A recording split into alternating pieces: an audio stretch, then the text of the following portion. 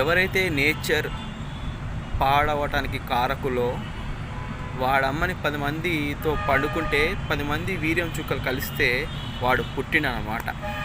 నేను ఎందుకు ఈ మాట అంటున్నంటే 6 సంవత్సరాల క్రితం నేను మా ఇంట్లో కోపం వచ్చి బయటికి వెళ్ళిపోయినా. పట్టాలు పట్టుకొని ఎంత దూరం వెళ్ళో తెలియదు. అది ఎండాకాలం అన్నమాట. అయితే పట్టాలు పట్టుకుని వెళ్ళేటప్పుడు పక్కన ఒక పొలం వచ్చింది. ఆ పొలం దగ్గర బావింది. ఆ నీళ్లు తాగితే ఎంత హాయ్ అనిపించింది అంటే, నాకు అన్నం కూడా లేదు, అంత హాయ్ అనిపించింది.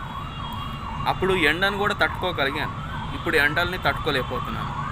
దానికి కారణం నేచర్ని నాశనం చేయటం.